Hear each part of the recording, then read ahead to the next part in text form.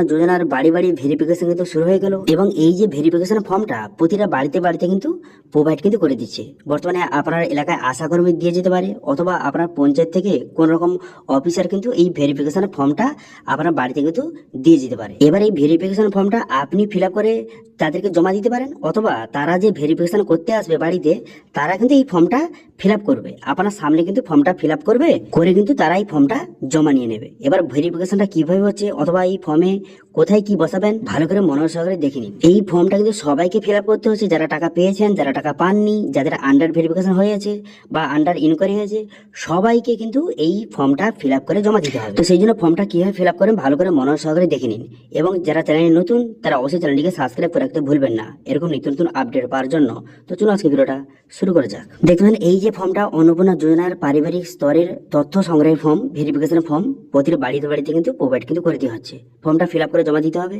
প্রথমে এখানে দেখতে পাচ্ছেন যে অ্যাপ্লিকেশন আইডি, অর্থাৎ যে আপনি আবেদন যে করেছিলেন অনলাইনে একটি অ্যাপ্লিকেশন আইডি নম্বর আপনাকে প্রোভাইড করেছিল, সেই আইডি নম্বরটা এখানে বসিয়ে নেবেন। ঠিক আছে, বসিয়ে দেওয়ার পর তারপরে আধার নাম্বার, এখানে আধার কার্ড নাম্বারটা বসিয়ে নেবেন। তারপরে এপিং নম্বর অর্থাৎ ভোটার কার্ড নাম্বারটা বসিয়ে নেবেন এবং হেড অফ ফ্যামিলি, এখানে হেড অফ ফ্যামিলির নামটা লিখে দেবেন।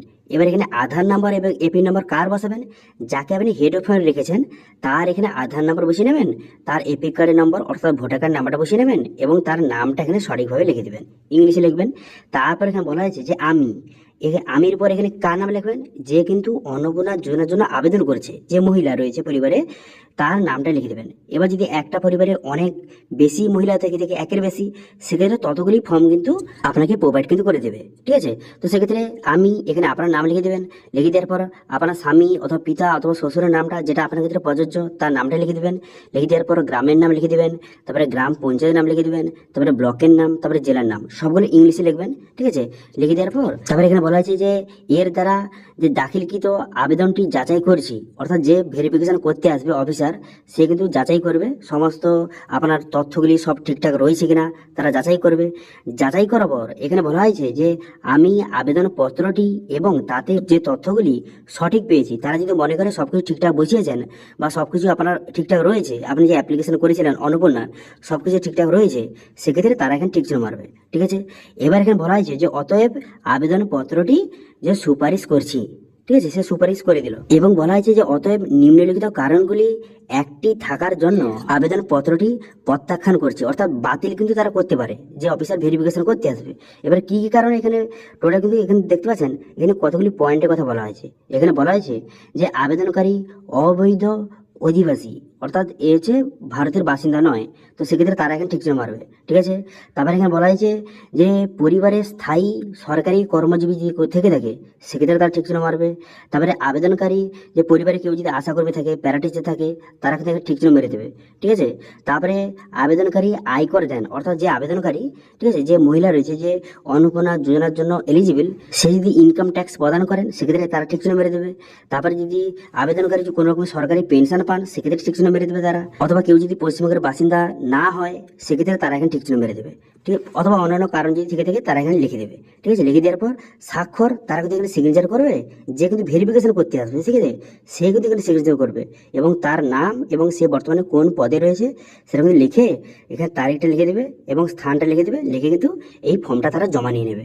ঠিক আছে, এবার তারা যদি এই 6-7টি পয়েন্টের মধ্যে কোনো একটি পয়েন্টে যদি তারা ঠিক চিহ্ন মেরে দেয় সেক্ষেত্রে কিন্তু আপনার অন্নপূর্ণা যোজনার ফর্মটা বাতিল কিন্তু হয়ে যাবে। সেই জন্য তারা যখন ফর্মটা ফিল আপ করবে, ঠিক আছে, তখন কিন্তু ভালোভাবে সবকিছু তাদেরকে বুঝিয়ে বলবেন।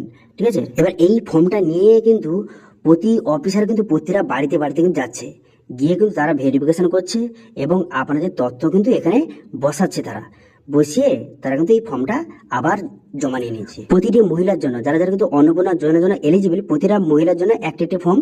ঠিক আছে, তারা কিন্তু তথ্য সংগ্রহ করে এই ফর্মটা জমা নিয়ে নিচ্ছে। তো সেক্ষেত্রে তারা কিভাবে ফিল আপ করছে, কি কি ফিল আপ করছে, কোথায় কি বসাচ্ছে, আপনাদের সম্পূর্ণ প্রসেসটা দেখিয়ে দিলাম। ব্যাস, এই যে ফিল্ড ভেরিফিকেশন হয়ে গেল। ঠিক আছে, বাড়ি বাড়ি ভেরিফিকেশন হয়ে যাওয়ার পর এবার কিন্তু আপনাদের ফর্মগুলি এবার অ্যাপ্রুভ কিন্তু করে দিতে হবে। যাদের এখনো পর্যন্ত যে আন্ডার ইনকোয়ারি হয়েছে এবার কিন্তু অ্যাপ্রুভ করে দিতে হবে এবং আগস্ট মাস থেকে টাকা ঢোকা কিন্তু শুরু হয়ে যাবে। ঠিক আছে, এতদিন যে টাকা ঢোকেনি এটাই কারণ যে বর্তমানে ফিল্ড ভেরিফিকেশন হয়নি, সেই জন্য কিন্তু টাকা আটকে রেখেছিল। এবারে ফিল্ড ভেরিফিকেশন এটা হয়ে যাওয়ার পরই এবার কিন্তু টাকা ছেড়ে দেবে। ওকে, তো রেজাল্ট আপডেট ভিডিও ভালো লাগলে ভিডিওকে লাইক করবেন এবং ভিডিও কিন্তু বন্ধুর সঙ্গে শেয়ার করে দেবেন, এবং আমাদের চ্যানেলে প্রথমবার ভিজিট করে থাকলে আমাদের চ্যানেলটিকে সাবস্ক্রাইব করে রাখুন এবং পাশে থেকে বেল আইকনটিকে অবশ্যই প্রেস করে রাখুন। আজকে ভিডিওটা এই পর্যন্ত, দেখা আছে নেক্সট